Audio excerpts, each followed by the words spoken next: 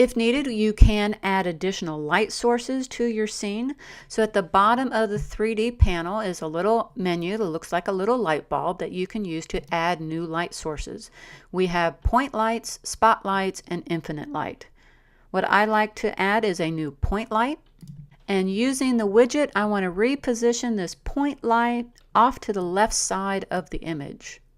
So I want to drag that over to here. So it's a light hitting from the left, so it casts another shadow into a different direction. I can move it a little bit this way. And in the properties panel, I can decrease the intensity. So I just want this a soft kind of shadow. So I'm going to drop this down so it's not so bright. And then I'm going to soften up the resulting shadow because I really don't want it to be really crisp.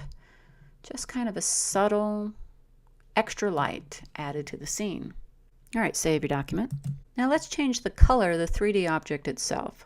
So in the 3D panel, let's click on the 3D extrusion material. If you wanted different colors, you could click on the diffuse swatch. And when you sample different colors, it changes that part of it. So what I'd like to do is I'd like to have the extrusion material be a darker red than what it was in the beginning. Once you have what you want, click OK. Let's click back on the 3D object itself. Look at what options we have in the Properties panel. There are some choices up here at the top. So this one is set for the mesh. Then the next one's how to deform it. What I'm interested in is the cap. So when I click on the cap options, here's where I can change the bevel itself. So I'm going to change the width of that bevel to in the 30% range. Let me zoom in so I know you can see this. There we go. There's a contour option for this, and I'm going to click on the little down triangle to see the default settings for contour options. If you hover over these default options, they have names for them, and the one I'm interested in is called half round. So if you look, it softened up the edge of this bevel. So here's what it looked like before. It's more of a block addition, and when I do a half round, it kind of softens up that edge. Where you see strength of inflation, if you increase that strength, there's more and more of a bevel being created, and I'm just going to use a strength right around the 10% range. All right, I'm going to go ahead and zoom out. In my layers panel, I'm going to click on the desktop layer so that way I'm not seeing all those 3D markers. And now you can look at your result. So if you still need to change colors or the depths or the shadows, you still have all that information available by clicking on the layer that is set for 3D, and then you have all this information that you can alter.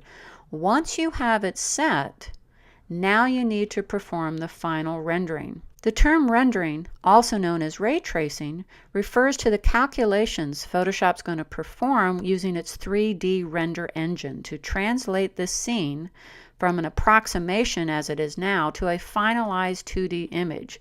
During the process, the entire scene's spatial, textural, and lighting information are combined to determine the color value of each pixel in the flattened image.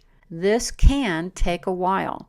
So to do the rendering, I make sure my 3D layer is active, and under the 3D menu, near the bottom, I'm going to choose Render 3D Layer.